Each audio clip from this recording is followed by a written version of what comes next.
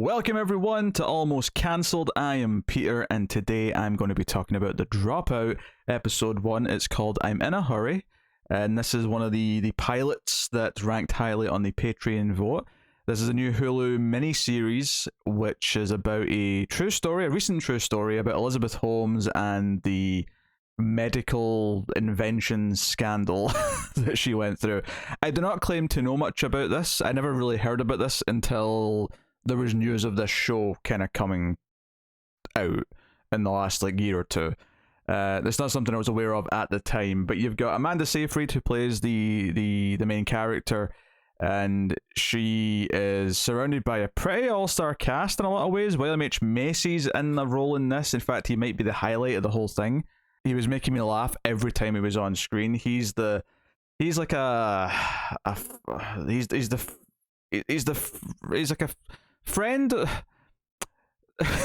Elizabeth's mother's friend's husband is William H. Macy, and he's like an entrepreneur himself, and he's quite wealthy. But he seems so challenged by Elizabeth Holmes anytime he interacts with her in this first episode that he was really cracking me up. That's ultimately what I was trying to say there. But yeah, there's a lot of faces in here. Gideon from Mr. Robots plays her father. Laurie Metcalf's in here in a role. I didn't see him in this episode, but the credits are telling me Michael Ironside's in this, which is honestly mind-blowing. Naveen Andrews from Lost is in here. Not in this episode, but Stephen Fry is apparently going to show up. There's a lot of people in this. There's a lot of faces that you will recognize from things. But Amanda Seyfried is the main character, and she, I said, I joked that William H. Macy's the highlight because he was making me laugh. But I mean, ultimately, I think a big reason why you would want to see this, maybe outside of just having an interest in the story itself, based on because you knew about it and you think it's an interesting topic and you want to explore how this came to be. I would say the performances are by and large the big thing that stuck out to me in this episode. I think Amanda Seyfried is really going all out with this performance and doing the phony voice that Elizabeth Holmes does to sound smarter, which is only in the layer because it jumps back and forth. It kind of is it's not bookends, not a word. It's got like a sort of a wrap around where we occasionally cut to like a legal interview that's being done where she's like a deposition or something like that. And she's giving these answers, and we see a little bit of her talking when she's successful, and she's like doing an interview for the press.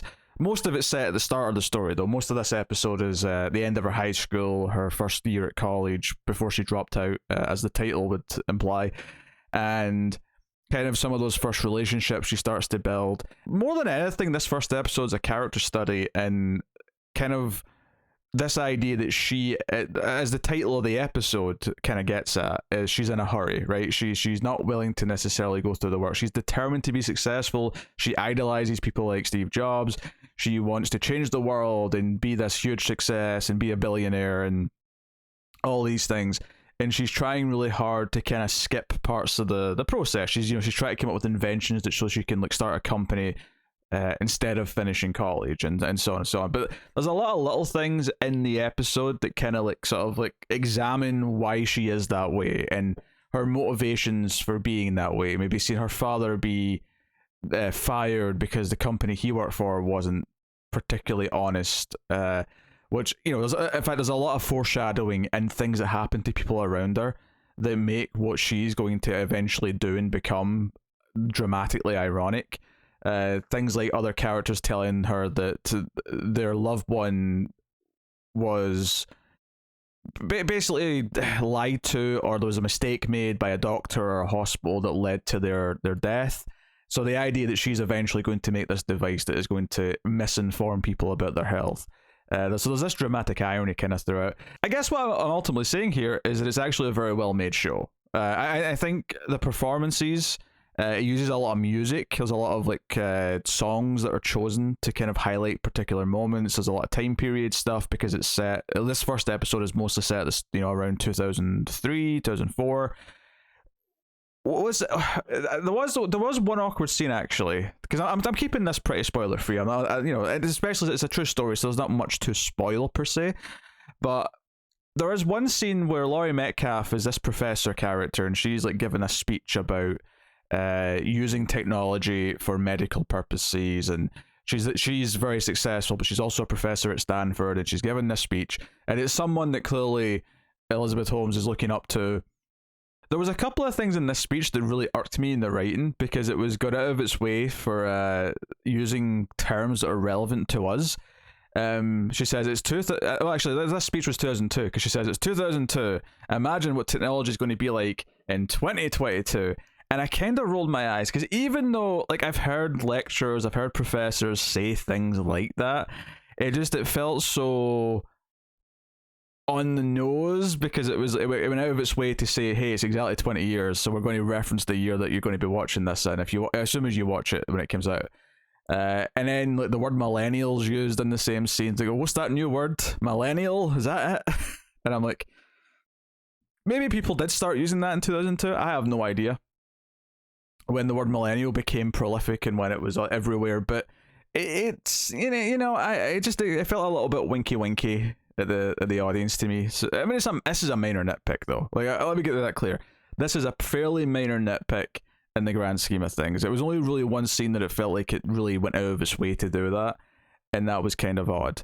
Otherwise, though, you have a very strong character study of an episode that's kind of presenting possible evidence for why this person is the way she is, why she made the choices she made that led to this big scandal. This desire to be something, to be a person who is this successful, to overcome the failures of her own parents, perhaps, to overcome the failures of others around her. This determination to find strength and success. And, this episode does give us a couple of examples of where she doesn't feel strong, where she feels weak or scared, and she turns to certain people in those moments. And I think what I appreciate about it, aside from just the good performances and the upbeat energy of it, because it has a very upbeat energy, there's a very upbeat kind of like momentum for it, like, the entire time. And it's 8 episodes. I would say that am I personally that interested in this story? I probably wouldn't say that I am specifically. I feel like the story could probably be an hour-long documentary, and that would be enough as far as like knowing the details. But of course, this is about getting inside the character's head. This is about maybe exploring what drives someone to do something like this, and the situation around her. And she meets an older man played by Naveen Andrews, Saeed from Lost, who is an older man now. It's weird because I've not seen him in a long time. I watched Lost, which ended in 2010. That was 12 years ago. So now he is a man in his like late 50s or something, or whatever he is now. That was kind of like weird. I didn't actually recognize him right away, because he is. One, he doesn't have the beard that he had in Lost. His signature beard is gone. But also because he is just, he's over a decade older. So it took me a second. I was like, oh, okay, this is older man Naveen Andrews. But I don't know if I would say that I'm specifically personally interested in this story. I don't tend to be that interested in a lot of true stories when it comes to my fiction. Obviously, it's something that Hollywood and TV land loves to do, is they love to find good true stories to make movies and TV shows about. I inherently am not as drawn to those. Obviously, there's good examples. There's examples that I think are very well done, but I don't necessarily care that they're based on a true story. They're just good because they're well made and because they do things properly. And I think this kind of falls into that category. I don't think I'm going to actually watch the rest of it, which I know sounds kind of weird given how positive I seem to be, because I think it is really well done. I think this is a really upbeat episode. The performances from top to bottom are all very good. Like I say, William H. Macy was really making me laugh. I think Amanda Seyfried's performance is very layered, and it's sort of given us a glimpse into someone who's going to make a lot of bad choices, but it's making her, if we're not sympathetic to her, we're certainly empathetic, and we certainly understand why she's making these choices, and we're sort of exploring why she is doing these things. And we see that drive in her from a very early time. Before she's even went to college, she wants to invent something and start a company. And it seems like it went pretty well until, of course, it turned out her device didn't work. And that's obviously a story for later in the show. I'm sure it's going to get into all that stuff. This first episode, when it cuts back to the interview at the end, and she's basically being asked, like, did you knowingly, like, why did you make these choices? Did you knowingly lie to people? Did you ever inform them of this, or this? That the device didn't work? And she kind of gives this fluffy answer that's just kind of like, oh, we believe we were doing the right thing and we could save people. And she's putting on the PR I'm smart voice. But there's this great moment where she just, like, her eyes tell a story that she knows she effed up, that she knows she is deep in the shit, and she is giving the PR answer, but she is terrified underneath. And it's a really well done moment. And I think that those layers are throughout the entire thing. And it, it uses it bounces back to these interviews to set up certain segments. So it'll say, oh, did people know that you had a relationship with this person? And then it introduces the older man character and sort of the start of that blossoming. And there's some darker stuff, in her past that it kind of touches on a little bit, and perhaps how that also maybe motivates her as well in some ways.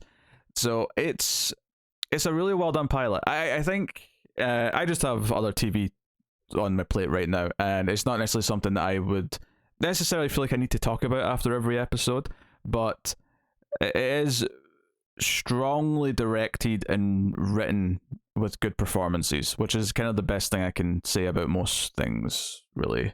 Yes, that was a really fluffy statement on my part, but you know what I mean. You know what I mean? It kind of, has a direction, it has a drive, it kind of knows exactly what it's trying to be, and it never ever feels like it falters in that.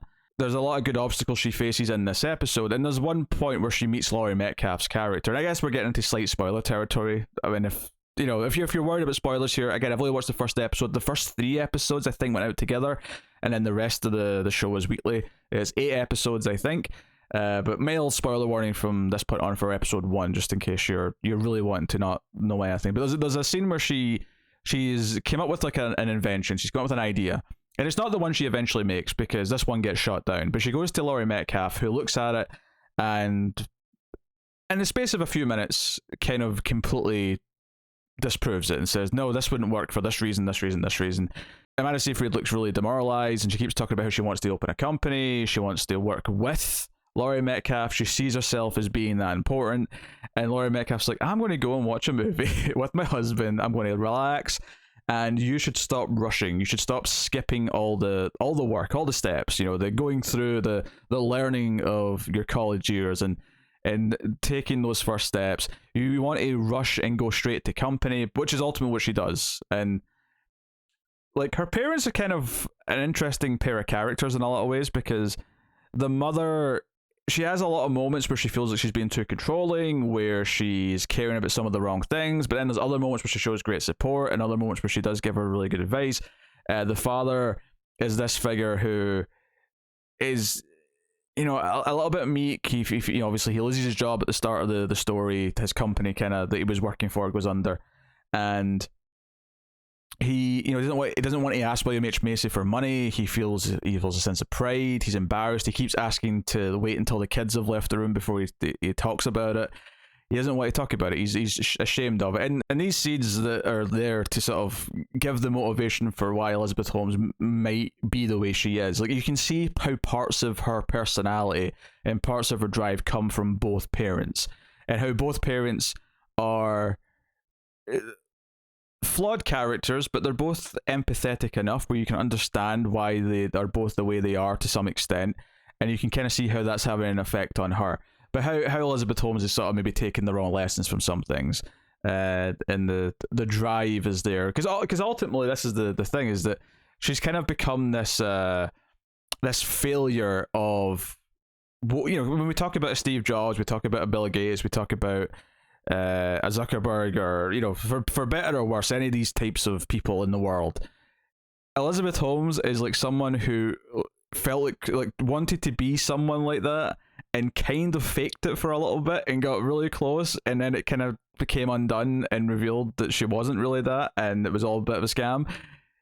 So it's kind of interesting to examine. In the same way that, the reason why The Social Network, directed by David Fincher, was fascinating is it was seeing this character who, at least in that movie, I mean, if Zuckerberg's like this in real life, I don't know. But at least in that movie, the way Eisenberg portrayed that character, it was very fascinating because he was very different to everyone else, and he had this drive, and he had this way that he did things.